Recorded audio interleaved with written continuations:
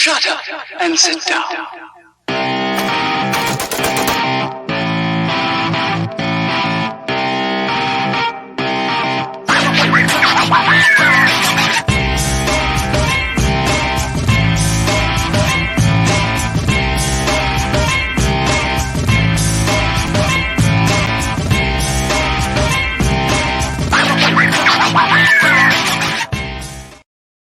Hello, everybody. Welcome back to the Fight for Liberty show. Today, we have a very special guest joining us, Mr. Dan, Taxation Is Theft Behrman. Hello, sir. How's your evening going? How's it going? Oh, I'm doing. Oh, it's thank you for coming. This is like some super star shock right now. You know, you were like one of the absolute first libertarians that I ever like noticed were watching or like saw on TV or like anything. Oh my God, you saw me on TV? Well, like I heard about Gary Johnson in 2016, and then like I was like, okay, what is libertarian, right? Because like that wasn't a word that I had ever heard, and afterwards, you know, I actually like delved into it, and you know, the taxation is theft, and the yellow hat was like one of the first things that I really like actually identified as libertarian, like nice culture. And then it was the boot and the big yellow hat, like between the two, like that's what libertarians were. And I've come to find out that that the people underneath those two pieces of headwear are actually like really brilliant policy people, and really actually know what the fuck they're talking about, and their ideas are sound. And it's been great getting to know what you guys believe over the last couple of years. Awesome. So the gimmick worked. Go tell that to all the other libertarians who hated me for it.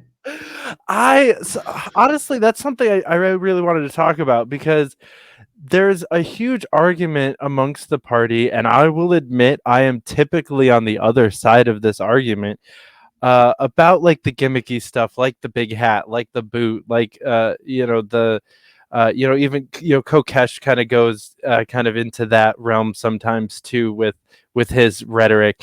A lot of people don't like that, and I've seen it work. I've seen it turn people off. What you kind of try to walk the line. It seems like you've got a couple of gimmicks, but you've really got like sound personality and policy, and you know, you actually like present yourself like a logical human. How do you walk that line between the two? I mean, honestly, I think part of it is that most politicians are kind of like these very outgoing, extroverted, you know, oh, a baby, let me go kiss it. Oh, a hand, let me go shake it. And I'm just like, I'm totally not that. And so I think, you know, one side of it is that like I can use kind of like this, you know, I don't know, maybe it's like some derivative of my introverted thought process where I'm always thinking about these things and coming up with these ideas. But then to take care of, you know, not wanting to go up and talk to people necessarily, not being as, you know, extroverted as some of these other politicians are. And of course, those guys are all, you know, because they're doing it they want their political power. For me, this is kind of just like, I did the hat almost as it was kind of a middle finger to the party. I know that sounds really bad, but it was a middle finger to what I saw as the bad part of the party that wasn't very libertarian. And I was trying to say, look, guys, this needs to be the thing of taxation stuff. So I put on the big hat. And then I noticed from that, like that kind of opened up a lot of conversations, because now people were just coming up and talking to me, and I didn't have to be like, you know, this uncomfortable, like, hey, let me jump into this conversation over here. And so I think like that kind of in itself, because I'm not so much a crazy person like Behrman is. And you know, Behrman is very intelligent. He's you know, he knows what he's doing, but his is more of kind of like an act for like this whole thing. And you know, you talk to him when he's in serious mode too, and it's totally different. But he stays in kind of that blew goofball me mode. away. Yeah, Talking to him in serious mode for the first time, like it was a weird culture shock. It's like the first time you talk to your parents about their finances. It's just like, wait, what is this? Why don't you have a boot on your head? Why are you making sense? Why aren't you talking about unicorns? This doesn't fit. right. And it's, that's brilliant acting too, because you look at you look at a lot of actors. I used to be like, I still kind of am like a movie nerd. And you look at a lot of actors, and when they play the same role in every single movie, they're not really acting. That's just kind of how they are. Mm-hmm. But you look at some really crazy actors who have played like, this like Christian Bale is one example, right? Because this guy, he loses 100 pounds, gains 100 pounds, does all this crazy stuff. Bruce Willis, I think, is super underrated because most of his movies, he's like, action hero kind of thing. Mm-hmm. But he's done some pretty like things where he pretty wild, like different characters that he's turned into. Yeah. Breakfast of Champions is one of my favorites. Mm-hmm. And like there's like, that is really what acting is. And like people are just like, no, it's my favorite. So it's The Rock, right? And it's like The Rock isn't really acting most of the time. Mm-hmm. That's just how the he one is. that hurts my soul the most is Paul Rudd, because he actually is one of my favorite actors. But he almost, like, there are plenty of things where he has some really good scenes and like he actually is a good actor, but he totally fits what you're talking about. He plays Paul Rudd in every movie. Like, he doesn't play any characters. Paul Rudd is just an incredibly like awesome human with a very wide range of emotions and is in a bunch of movies. It's like it's a weird phenomena there. Right. And nothing bad about most of those people, but I think like there's definitely that divide between like, what is the art and what are the, oh, that's just like, my favorite person to look at and listen to talk. But yeah, so I think, Behrman does a great job of that. But that's what he does. I'm not an actor at all. Mm-hmm. So, I there's not really a character that goes along with the hat. I've tried it and like it's terrible. I even tried doing one of those lip sync videos. Remember when all the cops were doing all the lip sync videos to like I tried doing one of those and it was terrible. And it's like, it's not even karaoke. I don't have to sing. I just have to lip sync, and it was terrible. But I just can't do that. But for me, it's just kind of like, hey, over here. Oh, that was funny. I was actually at like one of these food festivals, and there were these two girls. I was there with Brian Ellison, and we were both campaigning, and these girls were just like, they were serving us, and it was one of those things where you buy the coupons and you got to buy the food and all that stuff. And they served us, and this girl was like, she was talking to me, and she was like staring at my hat the whole time. So I was like, excuse me, my eyes are down here. And like, it was just so weird. And then when we were like, when they were done serving us, we just kind of walked away and like didn't even think anything about it. And then like we sat down to eat, and we're like, we didn't pay for this. we went back to pay them, and they were like, oh, we don't care. They're fucking coupons. But Nice. Because apparently like it's all an advertising thing for them. But yeah, it's like, it works. It gets people's attention, and it's like it gets into that conversation, and that's really all I'm trying to do with it. And like, you look at Super Bowl commercials, it's like, that's all it is. I was watching like there was a Doritos commercial from a few years ago where like this guy's like, he's eating his Doritos on the bench, and like this hot girl's jogging by, and she turns around, she's like, oh, and then she comes back over, and he's like, oh, my Doritos are gone, and she just licks the Dorito stuff off his fingers. Mm-hmm. And then like the next day he's sitting there, and he's like, I have this brilliant plan. He dumps the Cheetos out on his lap, and like, this is a Doritos commercial. Right. And it's like, I clearly remember Doritos this isn't commercial. Like, Doritos isn't really like this raunchy company. Like, they're not selling porn or anything, but they did this to get attention. And then they follow through with like, yeah, we have all these products and they're available in every store and like all this other stuff. And that's really the point of it, is you get the attention to your product, and that's how you do it. And in this case, we have, libertarian platform, it's not a product that spells itself or sells itself in 5 words or less. So it's not like you can just make a taxation is theft bumper sticker, which doesn't, like, even that one, like, I realize doesn't translate directly. Like, there's a million nuances to it. So really what you're doing is you're doing whatever you can to get a conversation started. And saying, hey, we're socially liberal and fiscally conservative, it's like, that sounds boring. I don't want to talk about that. So, yeah. I get that for sure. That was actually the first question that I wrote down, because there's there's I'm a plenty mind of reader. slogans you can pick from, and I was curious why taxation is theft. Like, it could have been Dan and the wars Behrman, or Right. Dan and the Fed Behrman. So why taxation is theft? 2 reasons, and I don't know if this was just a really great coincidence. It probably was, but before I knew anything about the wars, it was the taxes. I was getting hit by the taxes. I was getting hit by the IRS. I was getting hit by the California Franchise Tax Board, city taxes, and like all kinds of shit. And I was just always like, this is nonsense. Like, isn't this a free country? What do I have to pay for all this stuff? And they were just always coming after me, trying to get me for everything. And I was like, I can't, like, I started out young as like an entrepreneur. I was fixing computers, building websites, doing all kinds of stuff, small things.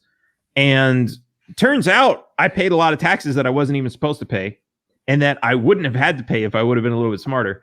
But they've gone into my bank accounts and stolen money, and they waged war against me. And so that was when I heard taxation is theft, which, no, I didn't come up with that on my own. It's been around since like the 70s. When I first heard it, I was like, yes, that's it. That was the thing that I really want to push. And the coincidence is, like, as I started really getting into what taxation is theft really means, and figuring out all the nuances, and figuring out how to get, because everybody's different, right? You can't just go around taxation is theft and everybody's like, oh yeah, it's true. I don't know why I didn't think of that. There's a lot of people who like taxes and think it's not theft and think it pays for schools and all this other stuff. Right. And so how do you communicate with them? So I started getting into all the nuances.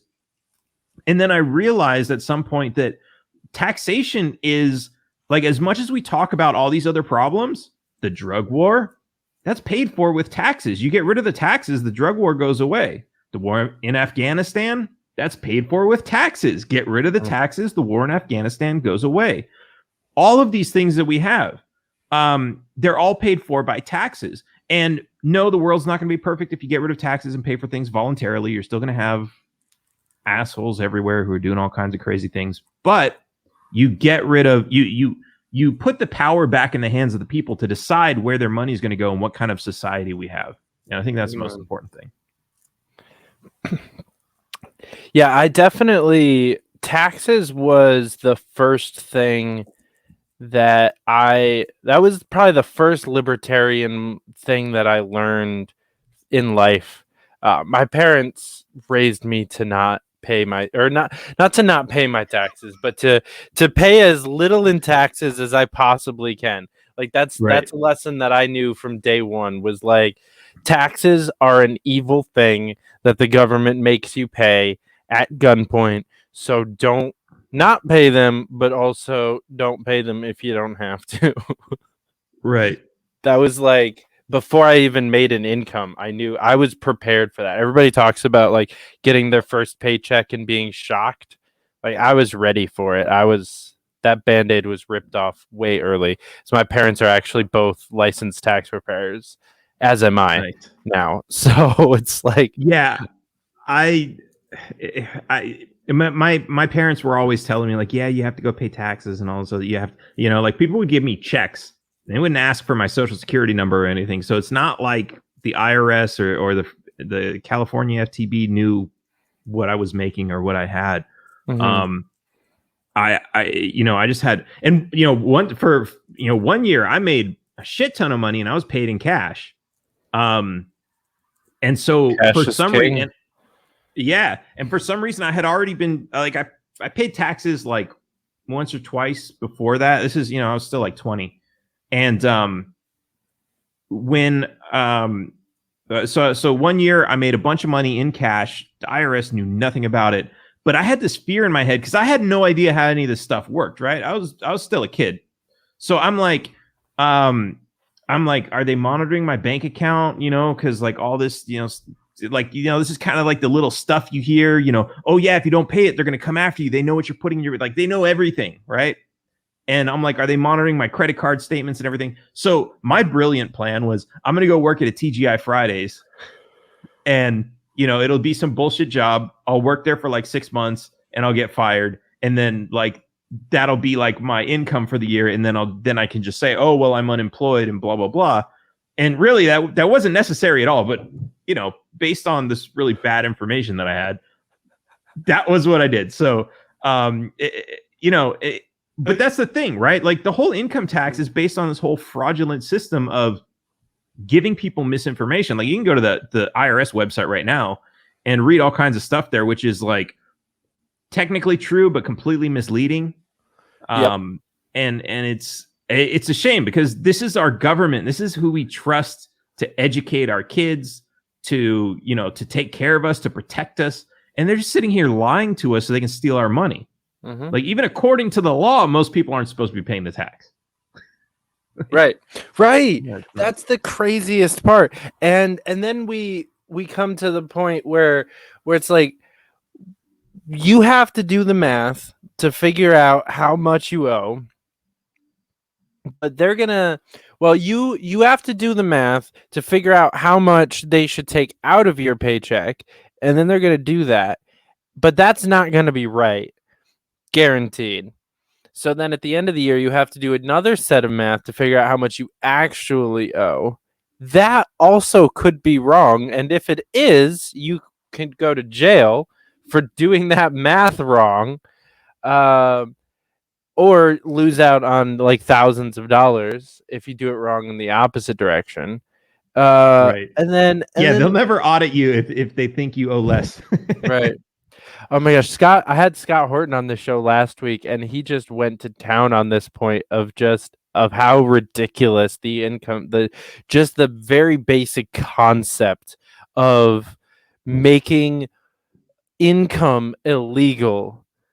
Like, well, this is what there's 2 points. So one, most people don't have to pay the income tax because it just doesn't apply to people. If it did, it would be unconstitutional. America did have 2 income taxes before this one that was ruled unconstitutional because it did apply to everybody. So they made one that didn't apply to everybody. So it's not unconstitutional, but they just convinced everybody that they have to pay it. But the other thing that's like, this complicated system of like, doing your own math and submitting your own paperwork and all this, that's really that's a smokescreen for making you sign a contract every year, because there's a few things going on here. First of all, it's a 1040 form, right? The 1040 form is not required. You don't have to fill out a 1040 form. In fact, if you read the tax code, it says you have to file a 1040 form or a statement, right? So you can write down on a piece of paper with, in hand, like in regular handwriting with a pen on like regular, like lined notebook paper. This is how much I made. This is how much I'm deducting. This is how much I owe you. Here you go. That's perfectly legal. But you get this form instead, and this form asks for all kinds of other stuff like, are you a U.S. person? Like, what is a U.S. person? Is that a citizen? And like, I got my passport right here. You can look, if you have a passport, and anybody listening to this, if you have a passport, open it up and look for the part where it says you're a citizen. It's not in there. Mm-mm. It says you're a national, which is different.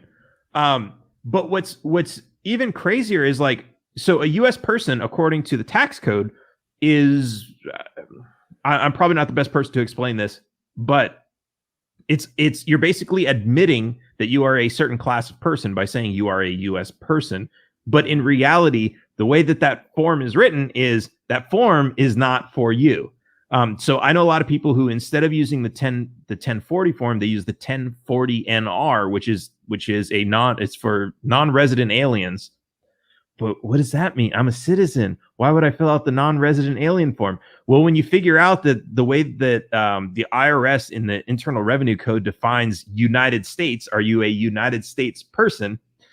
United States means the city of Washington, D.C. and all of the territories. So if you don't live in D.C. or one of the territories, you're not a U.S. person. And don't quote me on this because I know I'm not the expert in these particular words, but it's pretty close to this effect. So it's a scam, and their main purpose is to get you to sign the contract every single time.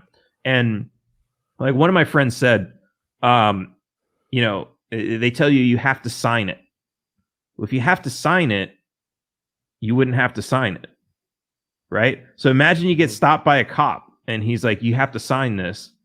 Well, what happens if I don't? Right? I mean, like, you're accusing me of a crime. Do I have to sign it to say, yes, I accept that you're accusing me of a crime? Mm-hmm. Like, if I have to sign it, I wouldn't need to sign it. It would just be taken as a given, right? Right. So like this is what they're doing. They're getting you to like re-sign all these contracts. Then you end up in court like, well, isn't this your signature? So then, yeah, so we're going to proceed as if you're one of these taxpayers and these are all your documents and this is how we're going to rob you. Mm-hmm. It's fucked up, man. Yeah. That's why I just haven't signed any of those in a while. To be honest, I haven't made money in a while. I haven't made enough money to get taxed in quite some time because I keep bouncing back and forth between doing work that pays and doing work that does not. And so I never make enough money in a calendar year to get taxed. Or at least I haven't for, well, almost, this is going to be the third year in a row. So this is probably the most important thing I like to tell people is when you get your W-2, it says how much you made in wages. Well, first of all, whatever gets reported to the IRS is all that you have to report to the IRS. Because if nothing else got reported, they don't know about anything else. They're not going to come after you. They're not going to do an investigation. That's just not how they work. Unless you're like Wesley Snipes. But even he got all of his charges dismissed, except for one misdemeanor failure to file, only because that only applies to corporations and he had a corporation. If you don't have a corporation, you don't have to worry about that. I'll say that again. You cannot be charged with willful failure to file unless you are an officer of a corporation who's supposed to file. That's how the law is written. There's no criminal offense for not filing if you're just an individual. So you get your W-2 and it says wages. There's a form, I think it's called W-2-C, which is a corrected W-2. And so when you get your W-2 and it says, hey, you made $50,000 in wages, you could, I'm not going to give you legal advice, you could submit your return, do your own research and find out if this is right for you. Submit your return with a form W-2C that says they wrote the wrong number in the box. They said I made $50,000 in wages when actually I made $0 in wages. And you send it back with your return and then you make your calculations according to the zero that you put in. And you might have other money that's maybe taxable, like dividends from stocks and like all this other stuff. Okay, maybe. But you get rid of the wages, which is most people's big one. And the thing about wages, and you can look this up, it's section 3401 and section 3402 of the Internal Revenue Code, where it defines how to withhold taxes on wages, and it defines what wages are. And it says wages is money paid to an employee, and it says an employee is somebody who works for the government. So if you're not working for the government, those aren't wages. Send in the form W-2C and change it to a 0. Not legal advice. I'm just saying that's what I'd do if I were you. All right. Yeah, I definitely need to have somebody on that can give actual like straight up legal tax advice and see if the actually no, I just need to do my taxes better this year. Fuck. Well, just go look up the tax codes section. Let me just verify it's 3401 before I send you off looking for it. Yeah, section 3401 and 3402. 3401 is the definitions. But yeah, read it for yourself and make your own determination. And there's somebody else that I know he's been fighting the IRS for decades. He's been winning. And what he recommends to do is read the law, come to your own conclusion, determine that the money that you made weren't wages, send a letter to your congressman asking, hey, this is my interpretation of the law. Is it correct? And if they don't respond, what are you supposed to do? You file your return. And if the IRS ever tries to audit you or take you to court on it, say, hey, look, I tried to ask my congressman. You can send a letter to the IRS and ask them. They won't respond. I tried to ask you guys, what does this mean? And they won't tell you. They won't give you an answer. And so what are you supposed to do? I mean, that's the thing, right? The people who are robbing you are also telling you you are supposed to depend on them for advice. It's kind of like, you ever see, they do this all the time. They did it in Revenge of the Nerds, where like you've got one kid playing against Booger, and Booger's like, he's teaching him poker, and he's like, I have 4 kings. And Booger's like, oh yeah, but see, I got 3 2s, and 3 2s beats 4 kings. And the guy's just like, oh man, this is the IRS. They're making up the rules as they go along, and they're just telling. They're not actually the rules. Yeah, that's just telling you. It's bullshit. Yeah, it's total fucking bullshit.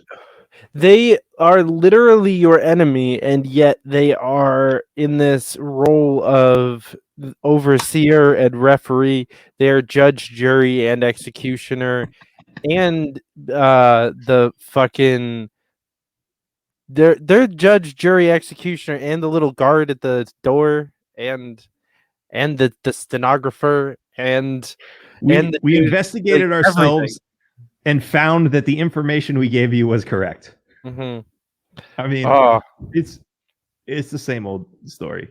I that kind of made me sad to say that, because the fucking George Floyd trials are going on right now. Have you seen any of that stuff? I have seen. It's fucking insane. But I'm glad they finally have a trial, at least. Yeah, at least they have a trial, and at least, honestly, I'm a little bit proud of the Minneapolis Police Department right now, because for the first time in police history in the entire United States, a cop went to a trial and said the truth, which was, this is how we trained him to behave. We trained him to be a murderer, so you shouldn't blame him for being a murderer, which I actually kind of agree with a little tiny bit.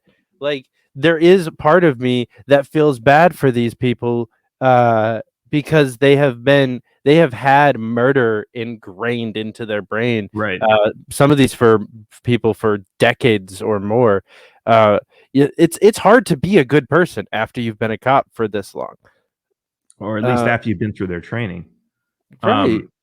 But what I think is interesting, so, and like the timing is really weird, but like 2 or 3 days ago, in a little town called Tulum, near where I live,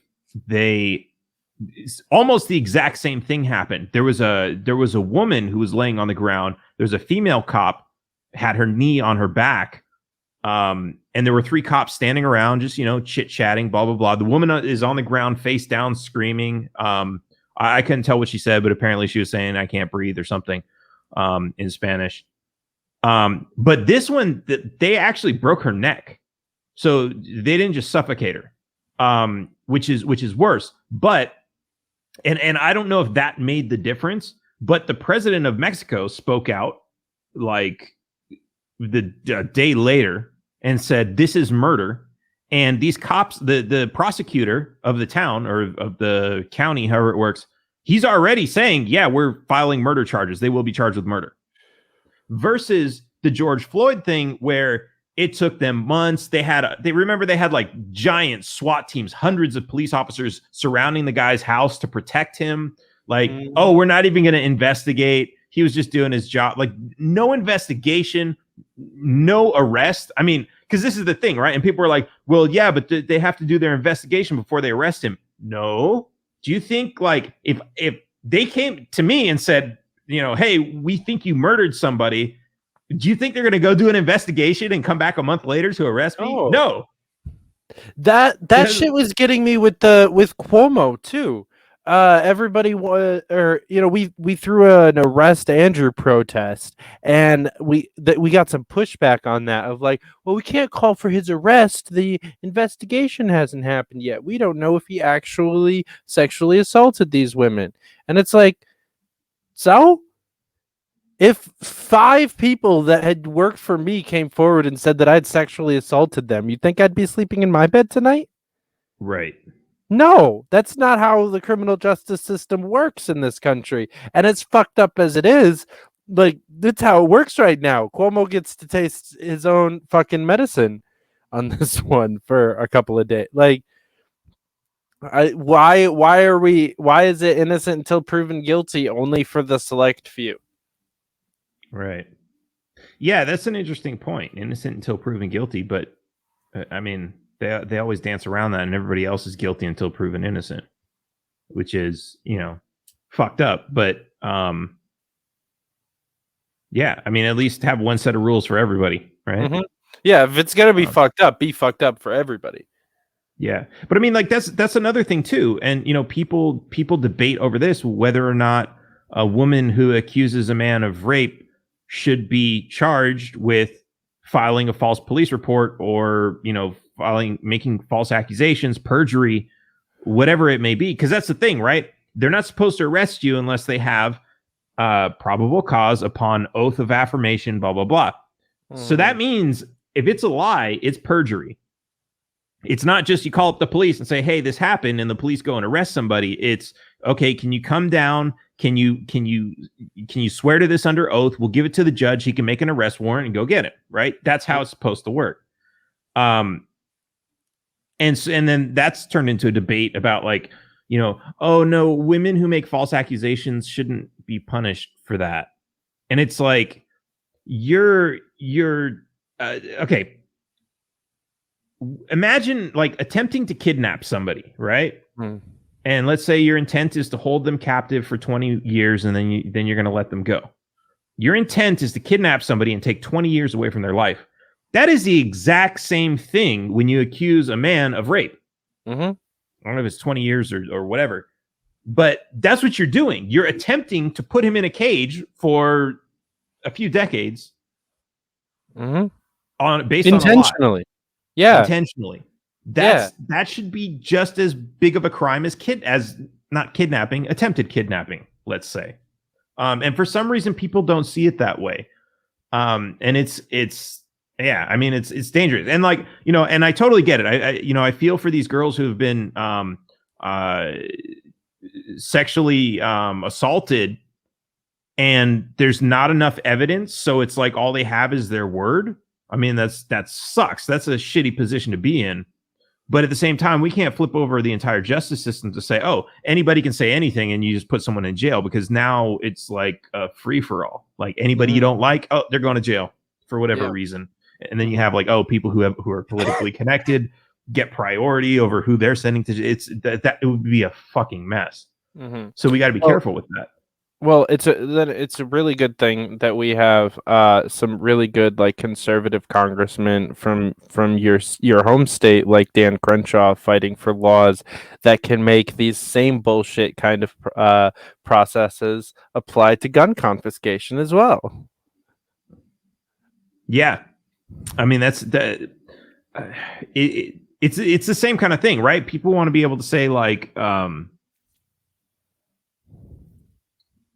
I think that guy's crazy, so we should go take his guns away. And it's like, and we already see, like, they're already accusing libertarians. I mean, just me, because of the people I hang out with, I am what do they call me? A domestic terrorist. I'm so they're going to take my guns away.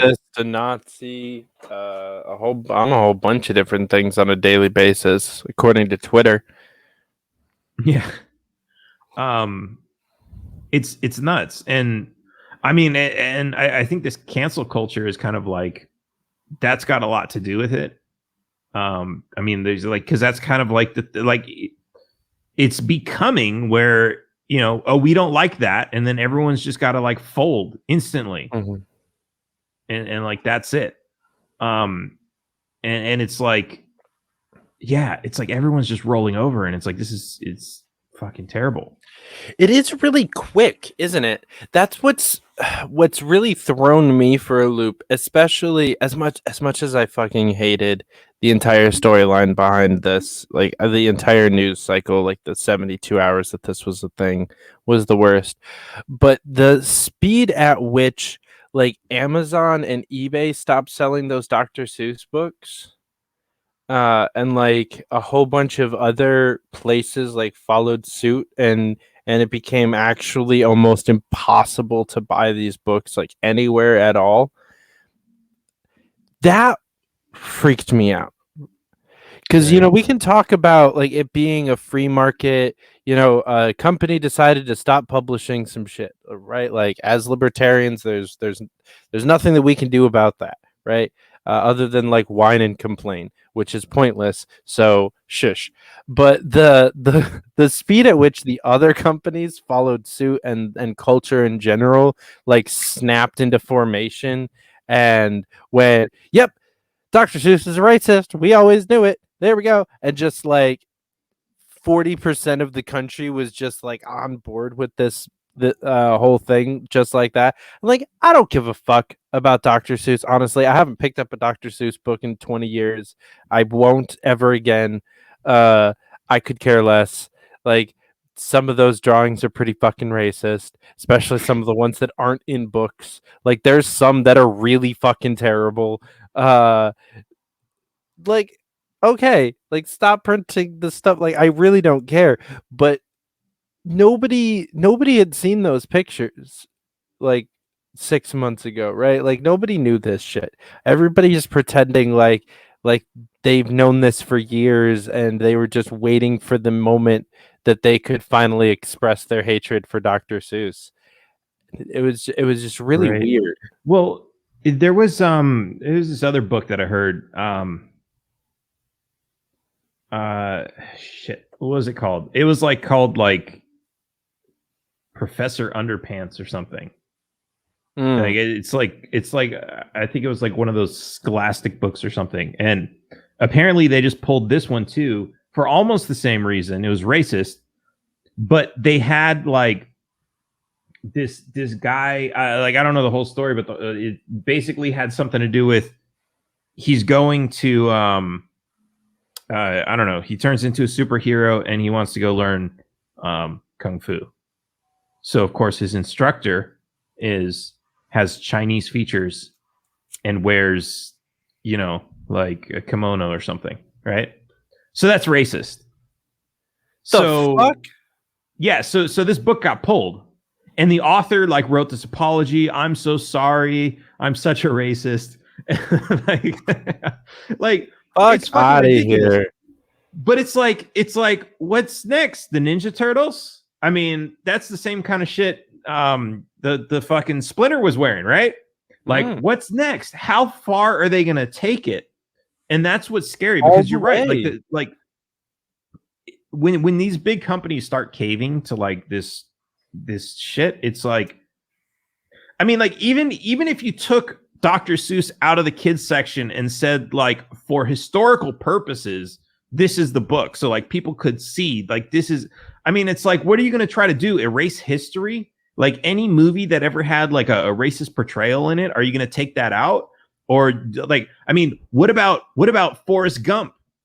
I mean, that portrayed segregation, right? Mm-hmm. So are you going to get rid of that movie because like, oh, there were some racist things? Yeah, but it educated people about that. I mean, like, this is something that happened. It's coming up on 100 years ago. Mm-hmm. And like, what? We're supposed to pretend it never happened? Because when you pretend it never happened, that's when it happens again. Because everyone's like, oh, no, we can segregate. That sounds normal. Well, there you go. Yeah, you're hitting the nail right on the head. They need this to they need people to stop talking about it so that it can happen again, because they want racial segregation. They want racism. They want this system back. And I'm not one of these like right-wing fucking like, the left is out to get us kind of people. I barely even consider myself on the right side of the line. It depends on what mood I'm in, literally. I mean, I've got a fucking gay Gadsden flag behind me. So most people think I'm left. But it just irks me when we just let it all deteriorate away, and we let them whitewash history, basically. I mean, that's what they want to do. They want to take any racial portrayal of anything away. They want to take any historical, like, cultural reference to anything away. I had a Which former is sorry, but I just to wrap up on that point, like, even I was having a conversation last week about yoga, and how even the very concept of that is getting stripped of its actual heritage and turned into like a white blonde, like, latte sipping, UGG wearing, like, exercise thing that you do on Saturday right. afternoons, and it has they're whitewashing literally everything that they touch.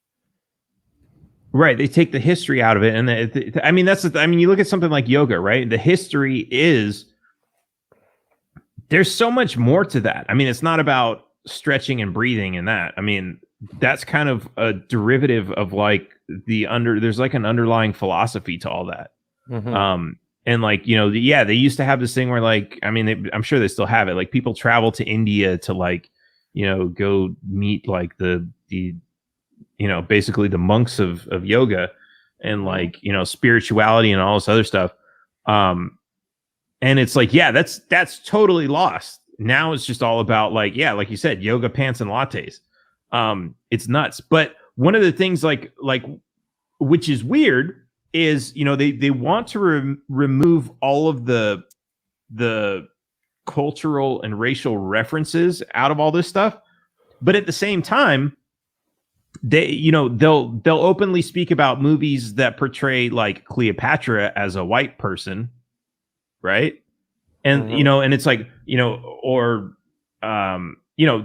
so anything that has done that, and not to say that that's right, but anything that has done that, they'll openly speak and say, like, yeah, like, that's you can't have that. That person needs to be portrayed, by a black person, because Africans were closer to black than they were, or because Egyptians were black, more or less. So, and there's debate over that too.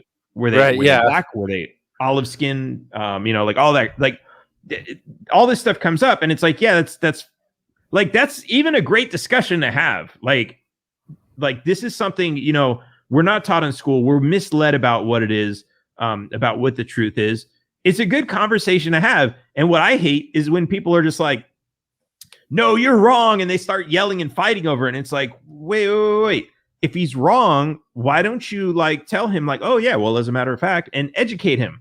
Instead, you come out and attack him, and now he's like, man, this person's scaring me. I want to get the fuck away from here. And then they think you're crazy for thinking what you were thinking. And same thing goes for you guys, libertarians. When somebody says, like, oh yeah, but the police are there to protect me. When you go off on him and call him a fucking idiot, you're scaring him away. They're not going to listen to anything you have to say, and they're going to think you're crazy. And then when the police come out and say, oh yeah, there's all these crazy libertarian terrorists who want to get rid of the police, you just set a perfect example. So have a conversation with people.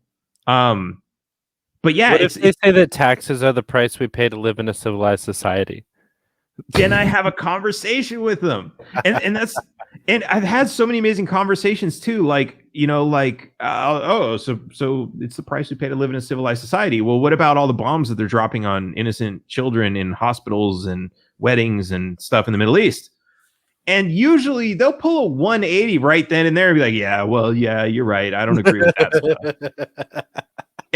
But we should be putting the money towards schools instead.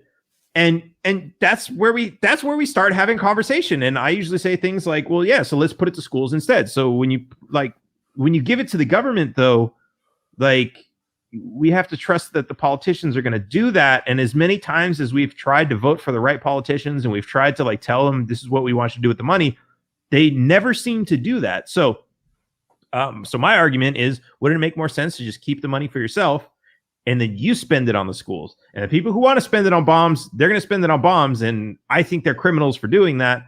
But at least there's probably going to be a lot fewer people spending the money on bombs, which means there's going to be a lot fewer bombs. There's going to be a lot more people spending money on schools, which means there's going to be a lot more money for the schools. And they're usually like, I don't know. Usually they say like, well, I don't trust that everyone's going to pay their fair share. And so there's still going to be underfunded, which may or may not be right. But at least we're having a conversation kind of in the right direction, which is how do we get the power back in the hands of the people? So yeah, exactly. I have a conversation. I don't start a fight. And it took me a while to learn that. I'm not going to lie. Yeah. But this is the way. This is the way. Yeah, it's something that I've really come around to this year because I just really found my home in my political ideology, and even that, like I've changed my opinion on multiple things just in the year of 2021, right? Like probably at least half a dozen like top 10 issues have changed, like at least somewhat what I believe on them, because I've been shown new evidence on something or had a conversation with someone that understood it better than I did. But I feel like I really am rooted in what I believe, and that is libertarianism, because I did the bounce back and forth. I grew up conservative and then was like, yeah, but gay rights and drugs and other things, and like was progressive for a second and then kind of dropped back down into libertarian. Right.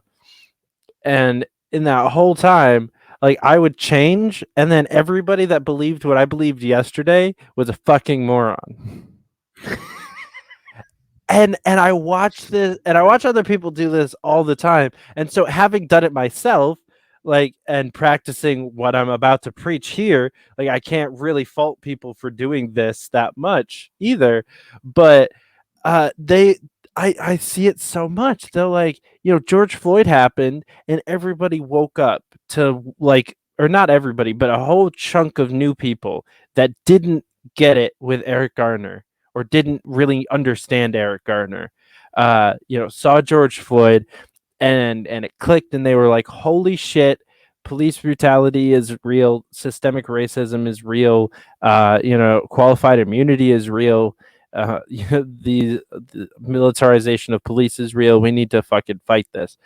And every single person that woke up because of George Floyd turned around and looked at everybody that was where they were a week prior and called them racists and idiots and morons and bigots and Nazis for a year for believing what they believed a week ago. Yeah. It's crazy. And it's interesting. And I'd be interested to find out like how much of that is organic and how much of that is, these professional political think tanks noticing a trend and then, setting out to take it over. Like, oh, all these people are getting excited over George Floyd. Let's turn it into a big racist thing and get everybody on our side. And, you create something like Black Lives Matter, which that's older than George Floyd, but like you create an organization like that. And now you're funneling tens of millions of dollars into where's that money going? It's going into like Democrat Party bullshit.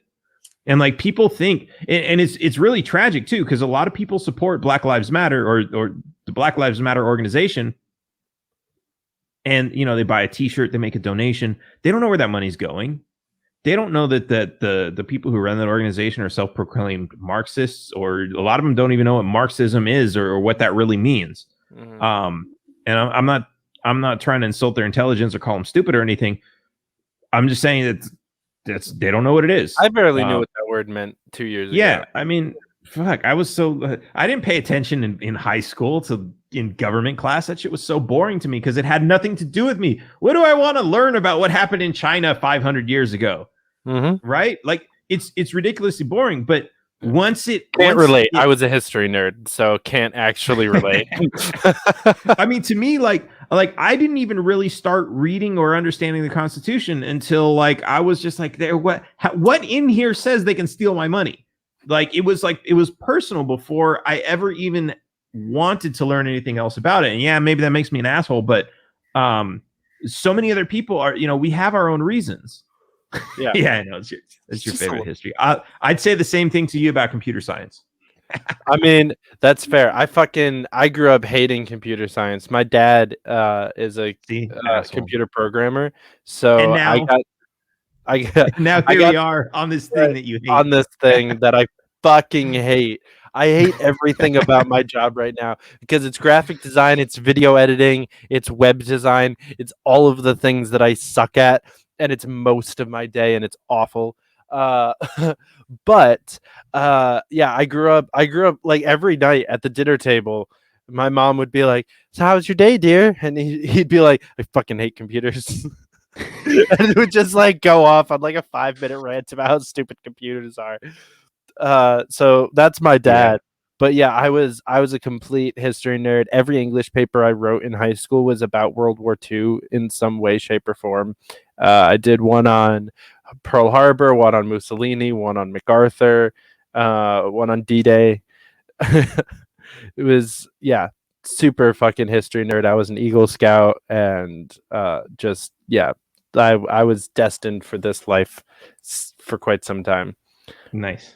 I thought I was going to go to law school, but that's too much school, and that's gross. School is gross. School is super gross. I've done like a semester and a half of college, and that's it, and that's all I'll ever do because school is gross. Yeah, I snuck into a few classes at USC, and I went to. I used to say I went to Harvard because there were all these kids who were like, they would record all their classes and put them up online as podcasts. This is like back when like podcasts were like kind of new, and so like people were just like uploading it. So I would like sit through and listen to like Harvard Law, and it was like I was in the classroom. And some other kids did like their instead of the actual recording the lecture, they would like repeat back everything they just learned that day, which fascinated me because I'm like, I'm gonna forget all this shit as soon as you're done explaining it to me. But yeah, it's like awesome. School is kind of dumb in that way because you like there's so many things you can learn on your own without like having to sit in a classroom. Like, I don't know, but I guess some people are just, they're not made for that. Like, it's like if you tell them to do it at home, they're just like, they've got so many distractions. They're like, so it's kind of weird. Yeah, I was actually homeschooled. So I thought like when I graduated, I was going to be really good at this kind of like set your own schedule, like self-motivation, self-determination thing, because I was homeschooled, right? This was something I was good at, right? And what I came to realize, and might be like really childish to admit, but like I was not self-motivated. I was mom motivated. Like I still had somebody there who, even though she was fairly easygoing and I did my work and I kind of enjoyed school a little bit, and like so she didn't have to be like overbearing very often, but her presence there constantly, like checking and me being able to, like me going in there being like, oh, I finished this subject like 6 times throughout the day, actually made me do the shit. So when I started like working from home, I owned my own company, was working from home for myself. I was like a one-man band company, fucking zero motivation. I was like, I could do this. This is just like high school. Like I barely finished high school. Once my mom went back to work, like I was watching my videos while playing Call of Duty, and like half absorbing my classes and playing Call of Duty, and then getting like 75s on the tests and calling it like good enough. Right. Yeah, no, it is difficult. And like, this is what's interesting too. Like they don't teach self-motivation in school. In most schools, maybe in private school. I don't know. I went to public school. And like, there's a lot of people out there, especially libertarians. Like there's a lot of people that are just like, oh, classism doesn't exist, right? Like just because you were born poor, you live in America, there's a million opportunity. You have just the same opportunities as everybody else. There's no race on there's nothing else, right? You can become a millionaire even if you're born in the worst neighborhood. And that's technically true, but you need knowledge and motivation to get there. Mm-hmm. And that doesn't necessarily have to come from public education. Like you can get it from anywhere, right? Like you always hear these like rags to riches stories about street smart kids and like whatever. That can happen, but you need some sort of motivation to make that happen. And that's like always overlooked. Like it's always like, oh yeah, well, let's dump some more money in the schools and have more education and more books and libraries. And it's like, okay, but where does the motivation come from?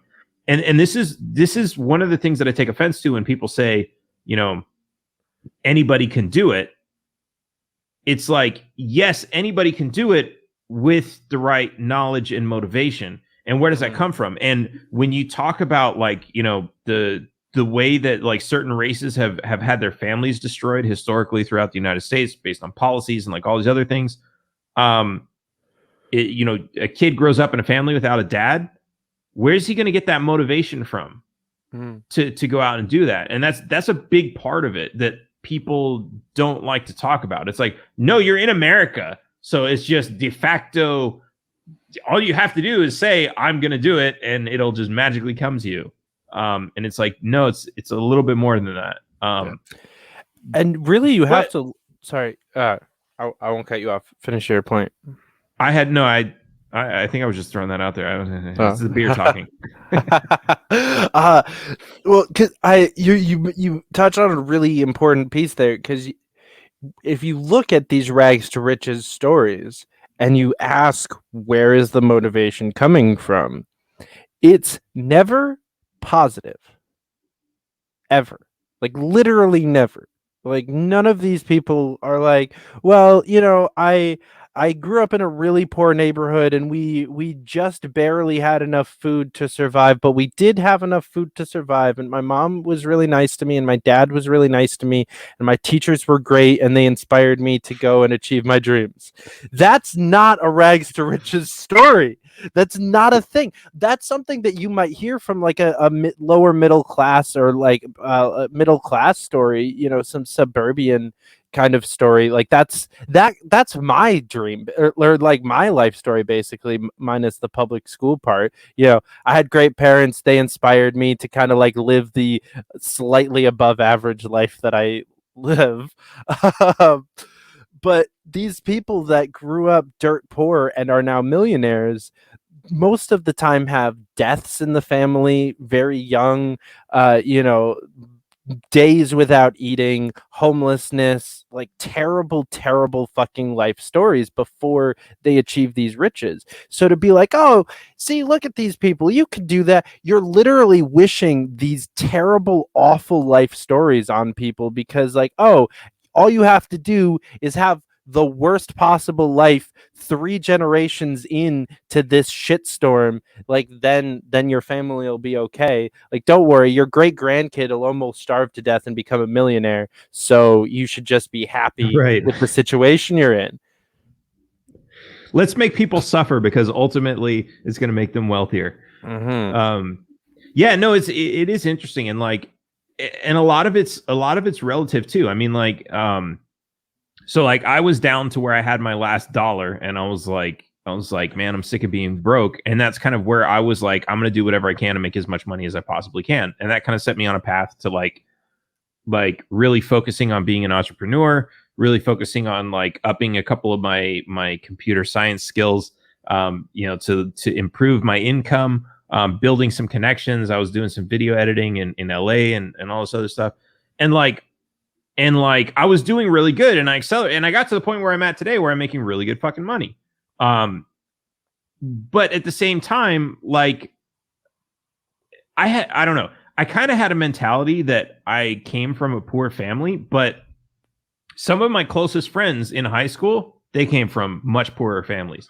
And it's weird because I also had friends who had much wealthier families, that thought they were also, and it comes from this, like, you know, you have parents who are like, they might have plenty of money, but they go to the store and like, you know, just because they don't want to buy you everything because they know you're going to get all these fucking toys, you're never going to play with them, and they're going to be walking, they're going to step on Legos all over the place. No, we can't afford that, right? So you hear this shit. And I had this one friend, he was telling me how he grew up, he was super poor and his parents are broke and like all this other stuff. And I went to his house in Walnut Creek, California. And it was like I don't know, a fucking 5,000 square foot house. Yeah, first of all you had to say was Walnut Creek, California, and I know that marble he was floors. Like, and I'm like, dude, is this the house you grew up in? And he's like, yeah. And he's like, you know, like I've had the suspicion sometimes that my parents weren't as broke as they tell me they were. And like he's saying this, like, but he really believed it. And I'm like, I'm looking at it. And at the same time, like that was the same kind of mentality I had, because we had this like single story 70s, it was built in the 70s. It looked like the Brady Bunch house, single story. And like all the houses around me, like people were starting to like buy them up. And this is like, I lived in one of the few neighborhoods in LA that actually had houses and like no apartments and like houses. Like that wasn't like, you know, Beverly Hills or something, right? Because there's not a lot of like houses around LA. And so because they all get torn down and they build apartment buildings. Yeah. And I lived in like one of these. Magic Johnson actually lived like pretty fucking close to me, and so did Coolio for a while. Like with like in the same neighborhood, like maybe a mile away in the same fucking neighborhood. And I'm sitting here thinking we're broke because all of our neighbors were moving in and building 2-story houses. And I was like, Mom, why can't we have a 2-story house? Oh, we can't afford that. So we were broke, right? And like we went through, like my parents went through the struggle and everything, but it's all fucking relative. Then I had my friends from high school who were like I went to high school close to me. My friends came in from fucking Inglewood and South Central LA. So they would come over to my house and be like, whoa, your house is so big. And I would be like, what do you mean, man? Like, this is the tiniest fucking house on the block. It's all fucking relative. And it is weird, but like at the same time, we have to stop calling people assholes for like, and like this is the whole white privilege thing too. Like people call people like, okay, you have white privilege. Okay. So don't call someone an asshole over it, because ultimately like that alienates you. That creates a divide, when the reality is like, have that conversation and like, what can you actually do about that? What can you learn from it? How can you change the world based on that information? But like alienating yourself from people is just like, what's the point of that? Like it's more detrimental than it is like fixing the problem. If anything, it perpetuates the problem. And yeah, I don't know. I don't know where I'm going with this, but yeah, because you either have to pick one. Like you're either mad at them for it, or it's an inevitable thing that they have no control over, and they can't argue with you that they don't have, because you know they have it because of the color of their skin. Like either, and you can't see it when you're in it, right? Like a fish doesn't know he's in water. Mm-hmm. He's just like, no. What are you talking about? Water everywhere. I am personally of the opinion that like, to call it white privilege, I think, is first and foremost a drastic, gross, just immature oversimplification of all of the problems with society. And secondly, it covers up for the actual problems that exist. Because the fact that we live a better life because people who are in power are racist against specific groups, and usually not our group, so we have a better life.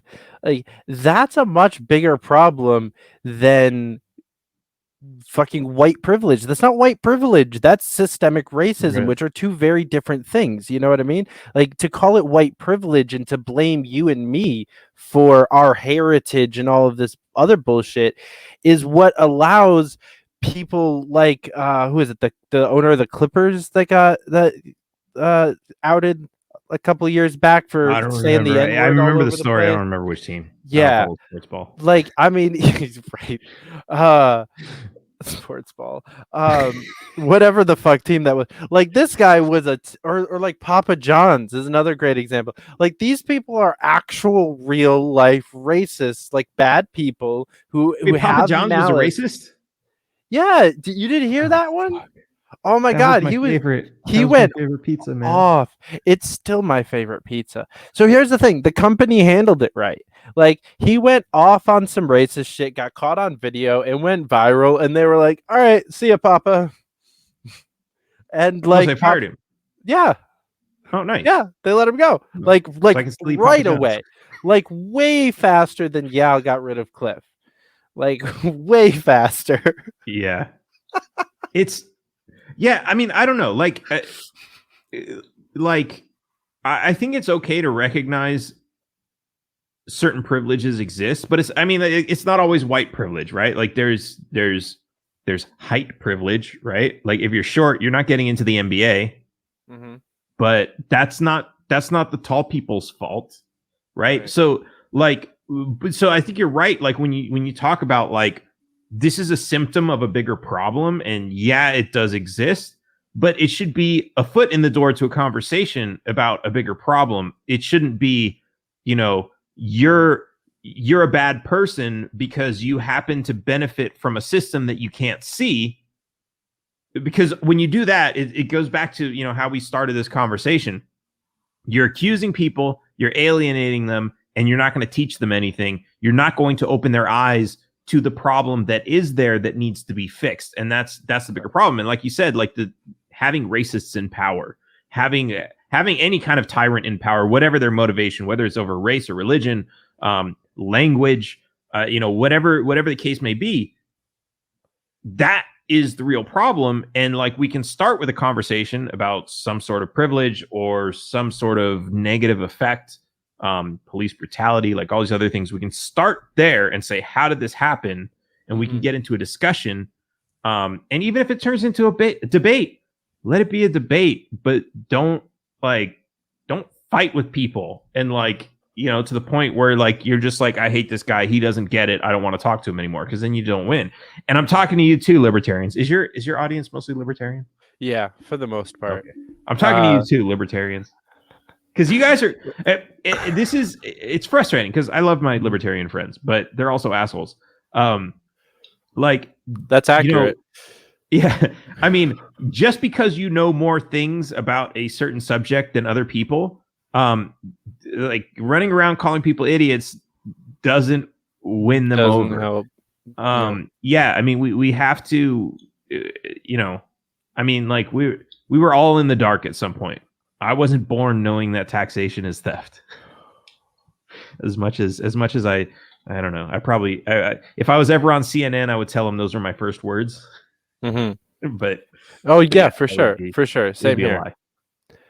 No, well, my first words were legalize it. For sure. Nice. It is kind of interesting because I was raised like fairly fiscally conservative. Like I was raised with all of the like right-wing libertarian ideology. Like I was basically a Ron Paul person without knowing it. But I came into the Libertarian Party because Gary Johnson was pro-drugs. Like that's why I actually joined the party. It had nothing to do with like tax policy or fiscal policy at all, or even gun policy, which I was really big on. It was like neither Trump nor Clinton were good on cannabis policy, and I was like, this is stupid. Like it was the super left-wing ideology that Gary Johnson had, which is weird to say out loud. But he was pro sex work. He was pro marijuana legalization. Like those were two issues that I've believed since I was a teenager, like a young teenager. We're talking like 13, 14. So I couldn't with good conscience vote for someone like Trump or Clinton or Sanders even, because he was bad on both of those issues for a while. So it was very weird to then actually learn or relearn what I thought I knew from growing up, being like a Reaganomics kind of a person, and then being like finding out like real libertarian economics, like what we actually believe. Like it's not about like trickle down tax breaks. It's taxation is fucking theft. Yeah. It's interesting too, because I mean, even, like you said, right, as you grow, like even this year, you start learning new things. And like, I was totally a Ron Paul and the Fed kind of guy. And like now I'm like, as the more I pay attention and look at like what's going on and think about things, it's like, who cares about the Fed? The Fed isn't even the problem. Like I couldn't care less if the Fed existed. The problem is that our government keeps borrowing from them and expecting for us to pay it. The problem is that the government imposes all these taxes on life itself, like property tax, and expects you to pay them in Federal Reserve notes, right? So like, and not that they should have that tax at all, even if it was a different currency, but the fact that they're forcing you to use one currency, and they're doing everything everything humanly possible to prohibit the use of other currencies like cryptocurrencies or even foreign currencies or gold or silver. That's the real problem. And it's like the Fed could exist because realistically, I mean, look, paper money, there was always an advantage to it, right? Especially when it was backed by gold, it was like it's easier to carry around, right? Whenever you write a check to somebody, that's technically paper money. There are benefits to it. Whether or not, like, nobody wants to use that to store value, but you might use it for a transaction. And so just let people decide. And if you had a free market of currencies, especially with today's technology, especially with so many people wanting to use gold and silver or bullets as currency, like, let the people decide. And probably not that many people are going to use the Federal Reserve notes in the first place. But going after the Federal Reserve is kind of like, but wait a minute, like, doesn't that contradict the basic libertarian philosophy of it's a private business and it has a right to exist and there shouldn't be government regulating it out of business? So and I came from a total like Ron Paul with the hot take, right? I love it. So yeah, it's like yeah, it's an evil empire, but like, how do you get rid of it? You don't get rid of it like it's like, this with tyranny, right? Because we're supposed to be anti-tyranny. You don't use tyranny to fix a problem that you see as a problem. You have to be consistent with the rules that you're using to fix all of the problems, I think. Yeah, that's why I catch a lot of flack for supporting Tulsi Gabbard.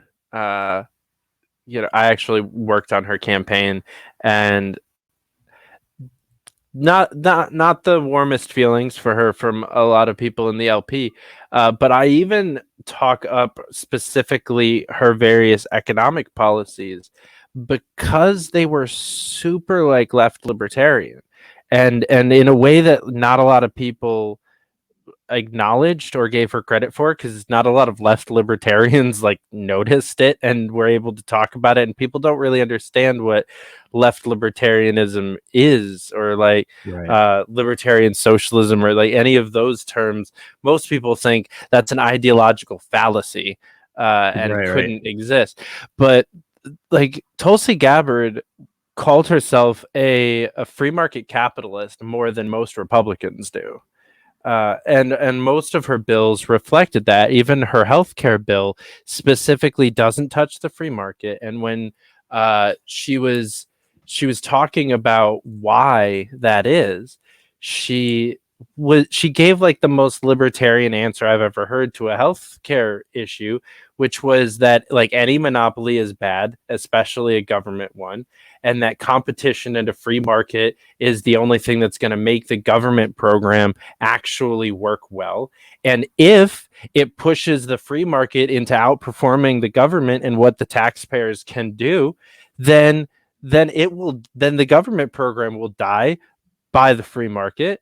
Or if these wealthy or these like horrible, terrible people in these like health insurance companies are super greedy and they don't fix themselves and they just run their companies into the ground, then the free market will make basically a Bernie version of Medicare for all where there is no private insurance, but it's by choice, right? Through free market, which is like she's creating a government agency, so like not libertarian, but the idea that it's all based off of this ideology of like free market checks and balances, make sure that we can like put the government out of business if the time comes, is something that like literally nobody else in Washington, not even Amash, is really talking about when it comes to any kind of fiscal policy.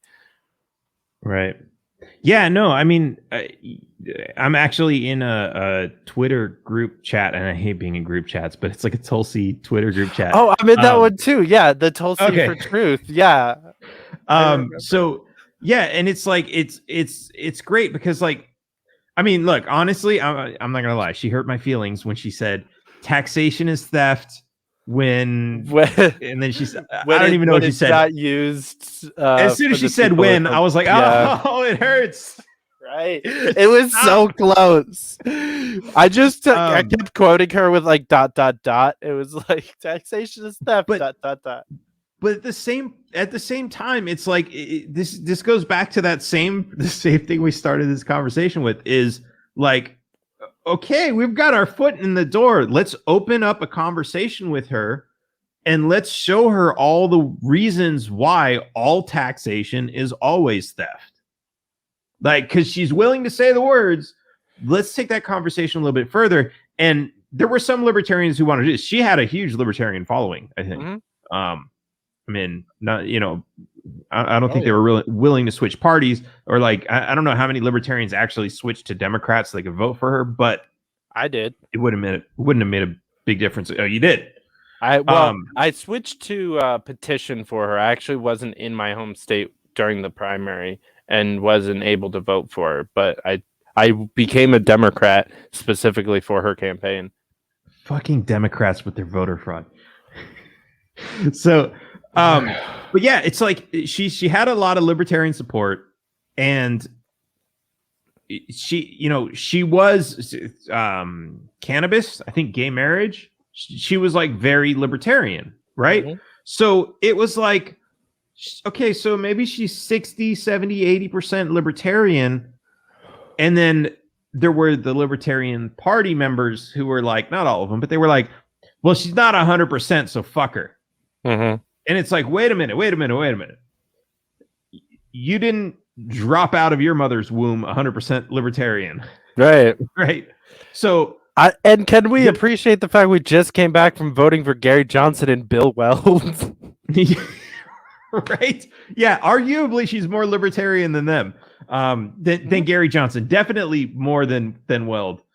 Yes. But yeah, it's like so okay, we've got two options. We can either make friends with her and encourage her to reach more people, because just the fact that she's in the in the Democrat Party, she reached so many more people than any libertarian ever will.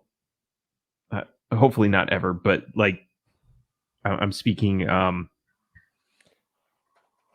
given current circumstances. I'm losing my vocabulary after the second beer here. It's an exaggeration. There's a word for it that starts with an A, and I just can't think of it right now. So okay, history major. Yeah. Vocabulary was actually my other nerdy thing, but I'm like 3 joints into the night, so yeah. So okay, so we have two options. Mm-hmm. We can either make nice with her and teach her the other 20%, 30, 40% of libertarianism, or we can stab her in the back. Which one? And everyone's like, oh, let's stab her in the back. Right. That'll turn her into a libertarian. Keep saying that she's good on one issue.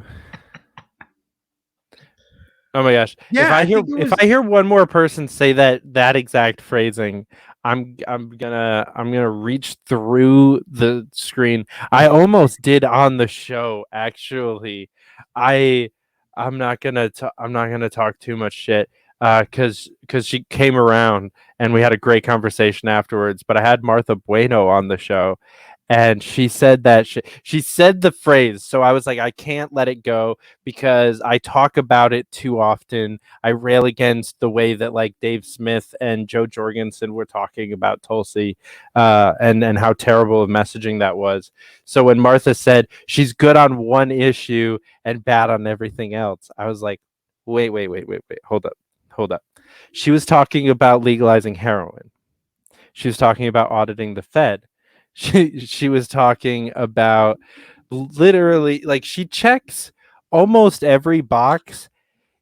The thing is, it's not that she checks 80% of the boxes, it's that she checks all of the boxes to 80%. It's because even guns, she's better than any other Democrat and like 60% of the Republicans. Right? Like, she's still a huge constitutionalist, huge supporter of the Second Amendment, but just is a little bit misguided on the concept of background checks. She's in the military, so she must be pro-war. Right. But like, this is the thing, right? Like, okay, even that, right? Well, she's good on one issue. That's literally rhetoric. Like, that wasn't an original thought. Like, I guarantee you, anyone who said that never sat down and said, okay, let me evaluate all of her positions. They heard it and they repeated it. And libertarians think they're above propaganda and brainwashing, but we're really not. Our brains work exactly the same as everyone else's.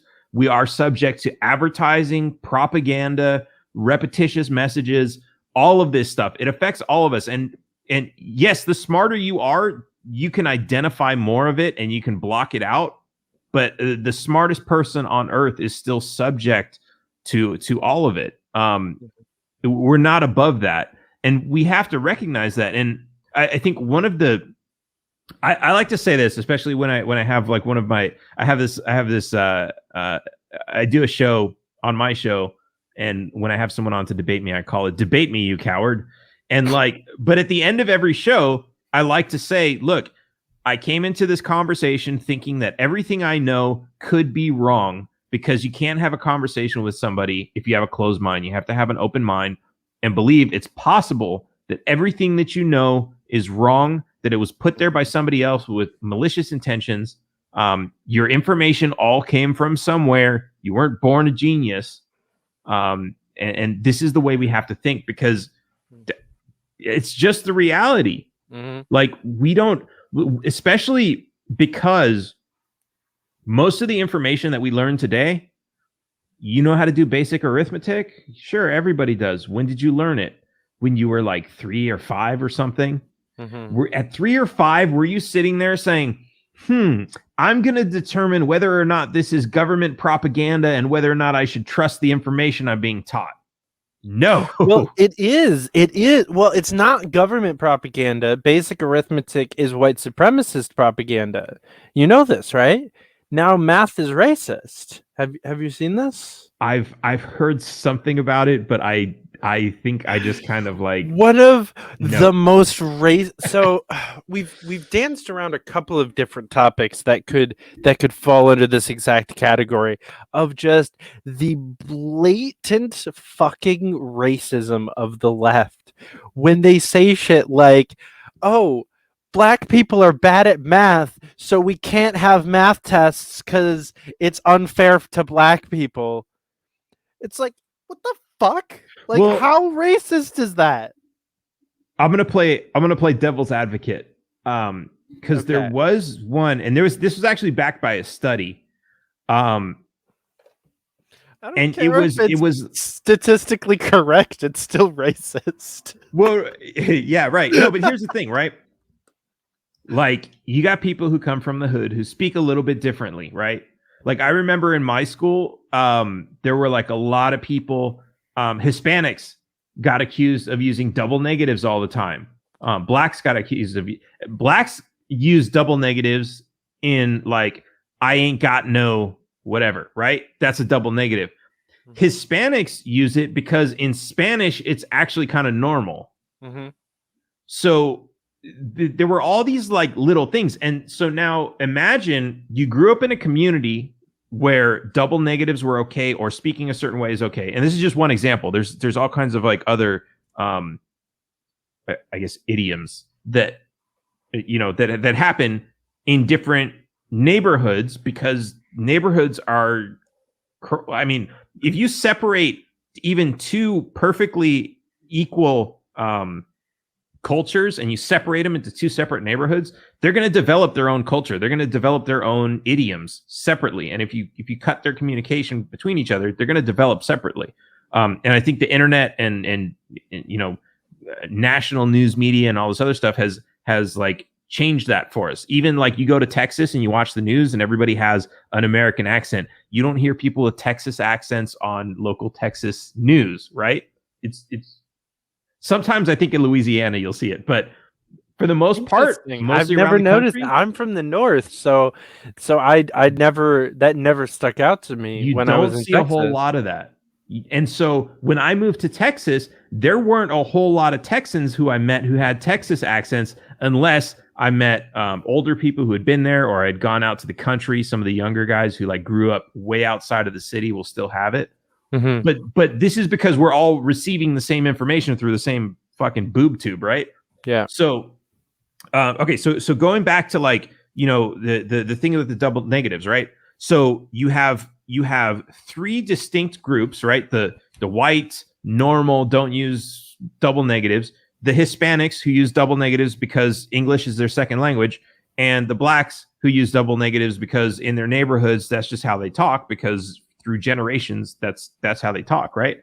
Mm-hmm. So you have these three different groups of people, and they're given an SAT question, which they have to read 3 sentences, and those 3 sentences are worded in the way that the white student speaks at home with his family, with everybody else, but they're worded in a way that's contradictory to how some of the other students speak. And so there were actually studies done with this. I don't know if they actually reworded it to where it was more, I don't want to say culturally appropriate, but like more in tune with how these other cultural segments spoke and communicated, where it made more sense to them. Because that would be a perfect example, right? Let's reword the question how they're used to speaking and hearing, and see if they can answer that question any better. Because I remember taking all those fucking things, and they were already confusing for me, being how I normally talk, right? In like, my community. It was already really fucking confusing. Like, okay, wait, it says Jane has this, Jill has this, blah, blah, blah. She Jane or she Jill? What the? And you have to reread the fucking thing 10 times to figure and why it out, are right? they buying 42 watermelons? Like, yeah, and then that's fucking racist. And then it's like, and then you have to sit there and be like, wait a minute, if like English is your second language, like if that's hard for me to understand as a native English speaker, and English is my second language, you got to figure that's going to be. And so now I'm going to get lower SAT scores, which means it's going to be harder for me to get into college. Everyone's going to think I'm stupid because I'm getting lower scores on the standardized testing and everything. I might get held back a grade because of that. All this shit. So, yeah, like math being racist, maybe. I don't know, unless that's how the questions are written. But I feel like math is really different than the example that you gave. So I'm really in agreement with what you're saying. Yes. Yeah, because language is completely subjective, right? And we could talk for a whole nother hour about like assimilation of language and like a one world language and how I think that would be better for society, but that's a whole other conversation.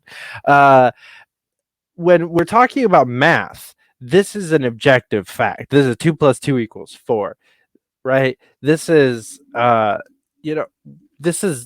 shouldn't be able to be misunderstood.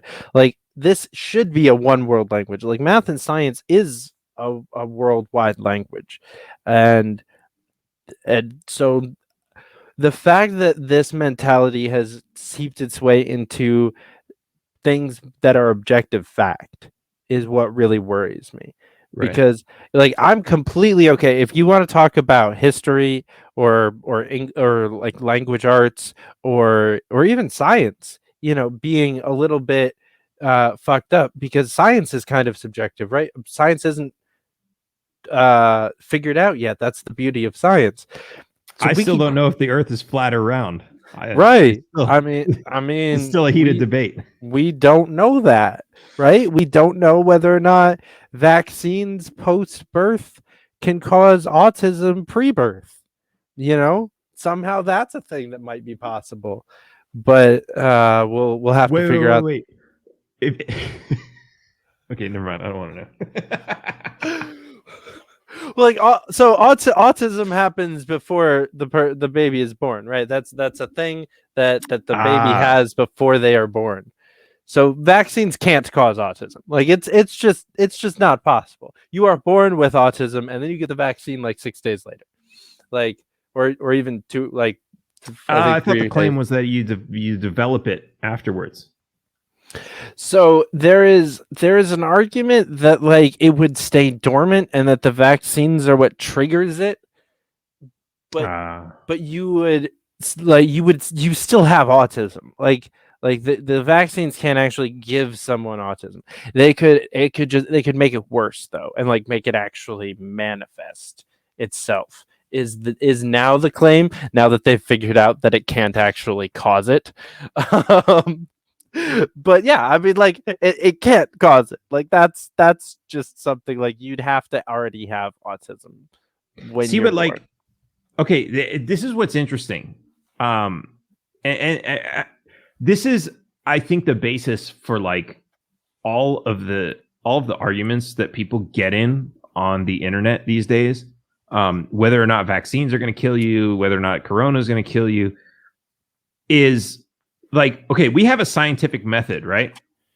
Mm-hmm. Where if you had 1,000 identical people and you injected them all with something completely identical, or like injected half with something completely identical and the other half you didn't inject, and they went on to live the exact same life, like the same watching TV, same breakfast, like same ritual patterns and everything for the next 5 years or for the next 5 months, and then you find out, oh, the ones who took the shot died at this percent and the ones who didn't died at this percent, then you would have some factual information that says, okay, the shot is either good or bad. But the reality is everybody is so different that you will never have a study that is that controlled. So no matter how great your numbers are, you can always say, oh yeah, but the people they did the experiment on, they were already high risk. So of course a larger number of them died, or so, like there's always some little thing that's going to come out, oh, well, they never tested it on animals, or there's always something because we don't have, what would you call it? Not octuplets, but like when there's like 1,000 of them, like 1,000 people with identical genetics who we can just like test it on. But then even then it's like, okay, but you ran a test on somebody with those genetics and I have different genetics. So it worked on them, but how do I know it's not going to work on me? Yeah. This could still be different for literally any other person. Exactly. So you're going to have to clone me, make 1,000 of me, and then you're going to, and feed them the same things that I'm eating on a normal basis. Wait till they get to my age, then give them the virus or the vaccine or whatever however you're going to run the test, and then see what happens. And then we'll know for sure. But it's like, that's fucking ridiculous. So yeah, like as much as people sit around saying, trust the science, it's like, there's still so many assumptions being made. Mm-hmm. Like, I mean, there just are. Yeah. Honestly, I really had to check myself. The last part of 2020, I was working heavily with a couple of cannabis organizations, and I've been like I said, I joined the LP in 2016 because of cannabis. Like that's been pretty much my number one issue since I got into politics, and And I'm all out here being like, it's completely safe. We know everything there is to know about it. Like, we know what it does to the brain. We know about the cannabinoids and the terpenes and the like all of these other things. And like, it is fucking solid science by now in 2020. Like, we should just legalize it.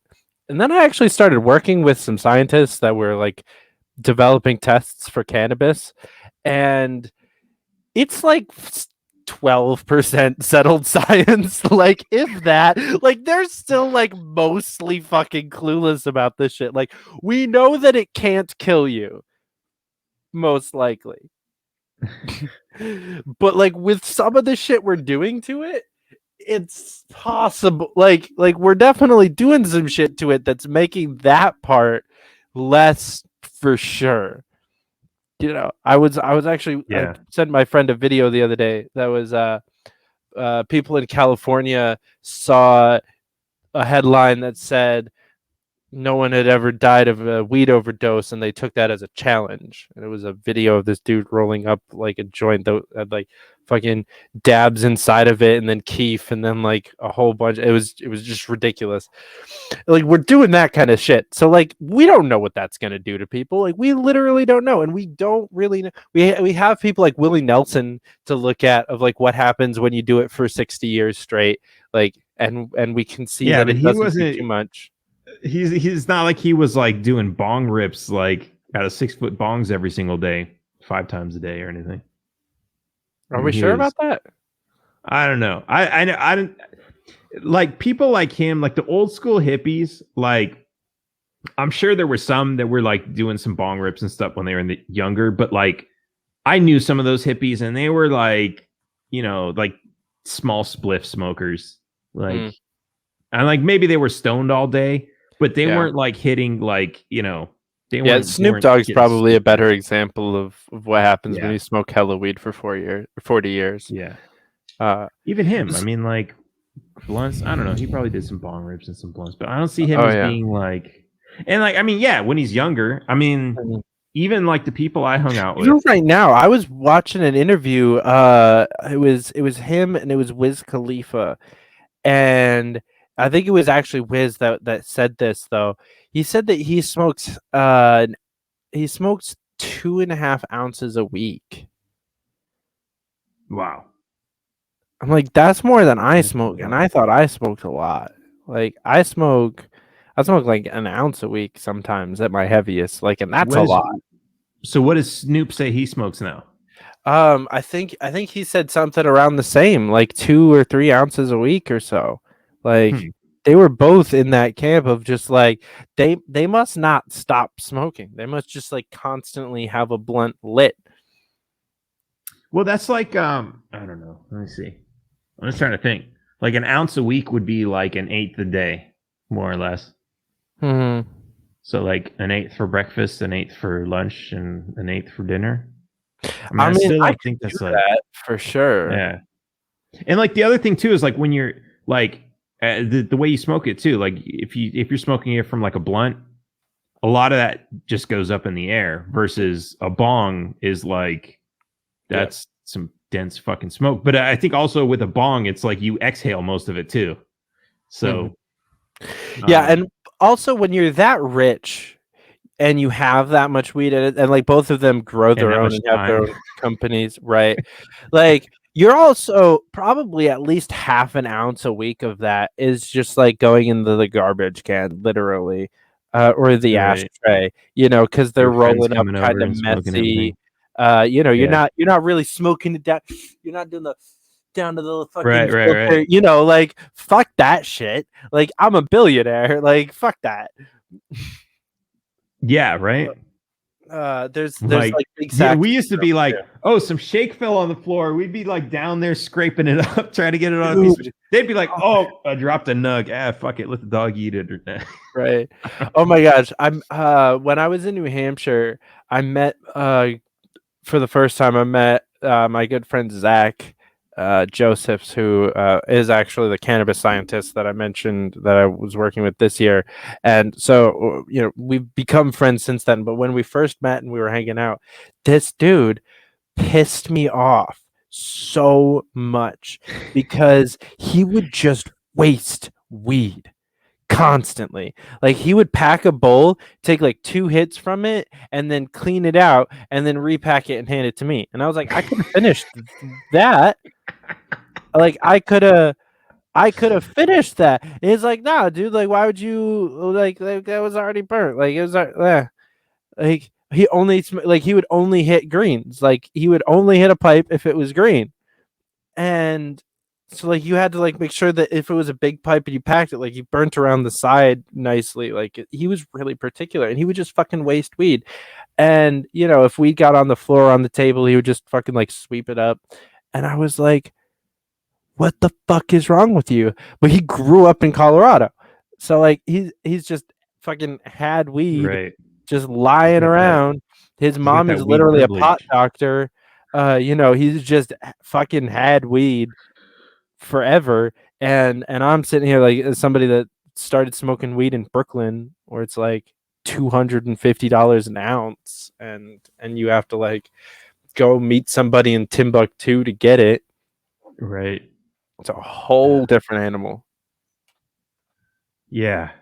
I mean, that's like the same thing we're talking about, like privilege and perception of like perceived value of. Because I mean, if you ask him like what's considered wasting weed, he might say something like if you had like an ounce in front of him and you threw it into the trash, he'd probably be like, "What are you doing, man? You're wasting the weed." Right.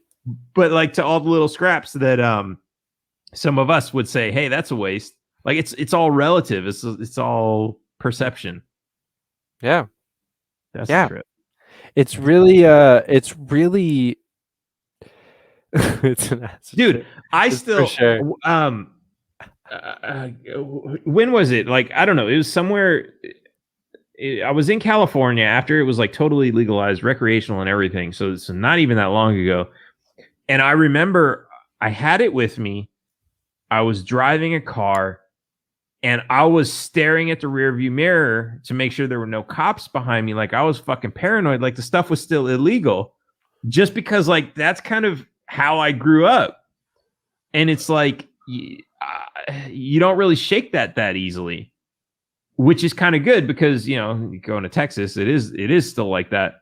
And like you still have people who are going from Colorado to Texas, and they profile those people like, oh, you just crossed the state line. Yeah.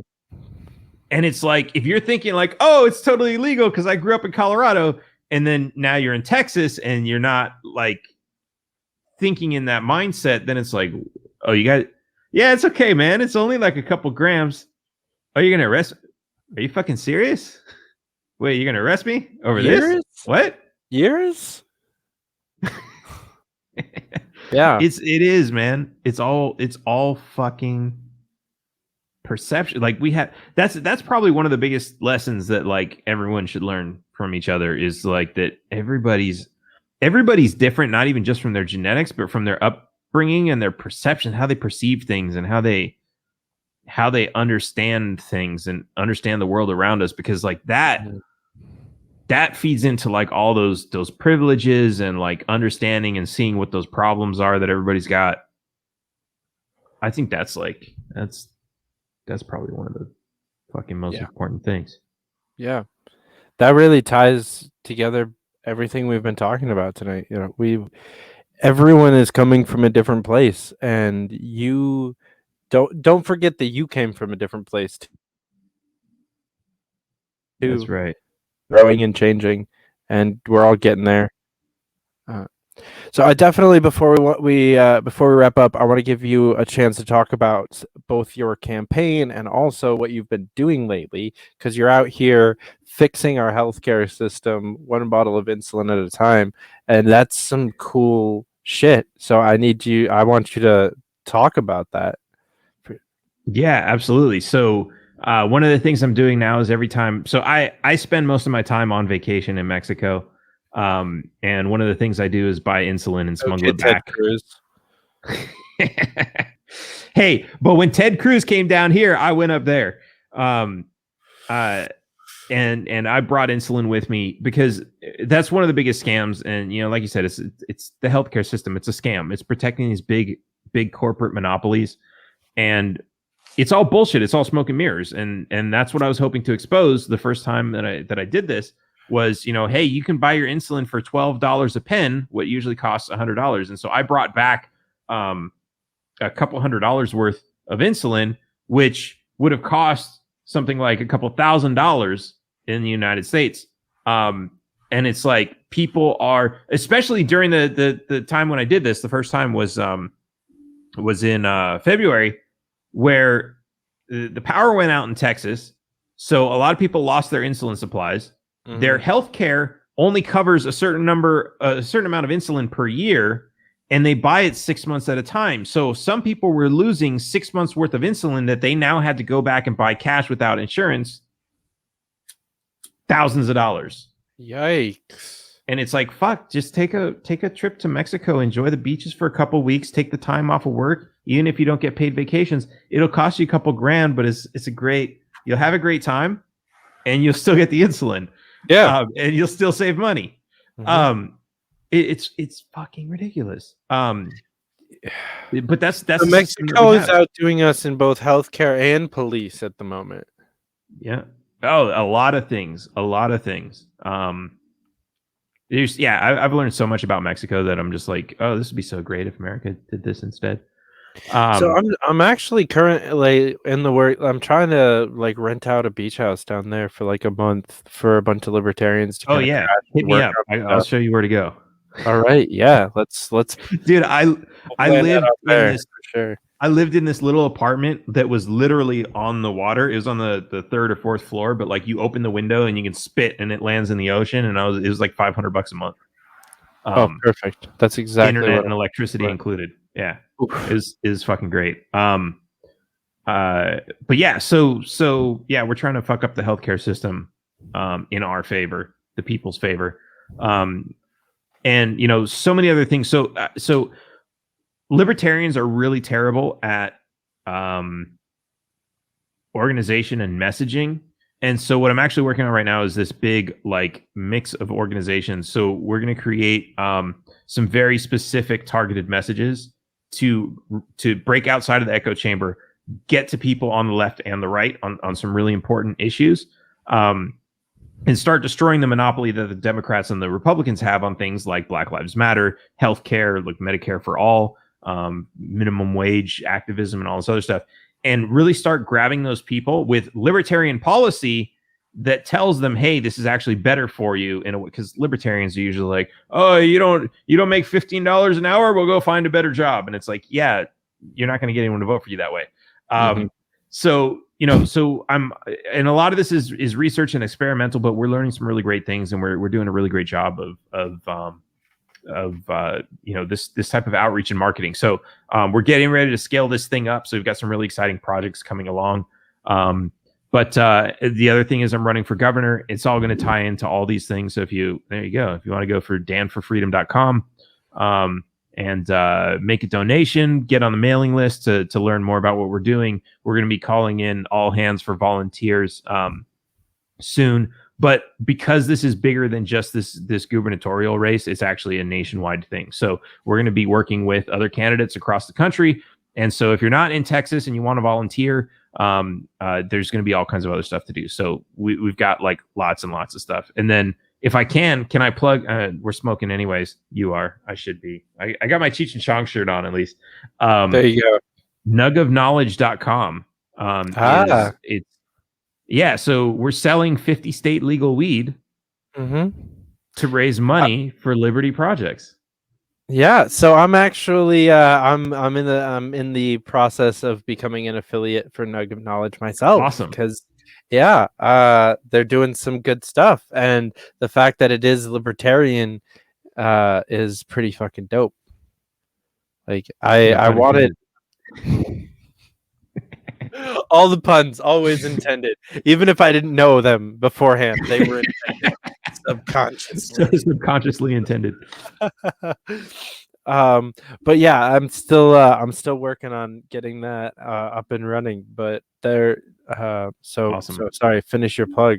Because Yeah, I mean, better than I do. that's it. Well, as you said, the affiliate program, it's kind of like Mary Kay, except it's Mary J. We're making it so all of our libertarian friendly activists can make some money selling weed to their friends, 50 state legal weed. And all of the profit from it actually goes towards good causes. So we're donating some of the money we have to organizations like Normal, FIJA, Free Thought Project. And so, by buying from us, you're actually doing good for the community. So, not that Amazon sells weed, but like, let's say you're like, oh, I hate Amazon, I'm taking my business elsewhere. We're the business you want to take it to because we're supporting libertarian causes, and that's good for everyone. And we're not just trying to be like, give us money because we're a libertarian organization. We're saying, give us money and we'll give you weed. Weed. I love it. All right. Well, Dan, thank you so much for coming on. It was a blast. This was fantastic. I'll definitely have to have you back for sure. Yeah, absolutely. Anytime. All right. Well, guys, go ahead and go look up danforfreedom.com. Follow him on Twitter, Dan for Texas. That's scrolling across the bottom. It has been for a while. Give him some money for his campaign. Follow him, share everything that he's ever posted. Blow up his Twitter. Give him like 1,000 notifications today. That would be great. But again, Dan, thanks for coming on. And guys, thanks for watching. And we'll catch you back here next time.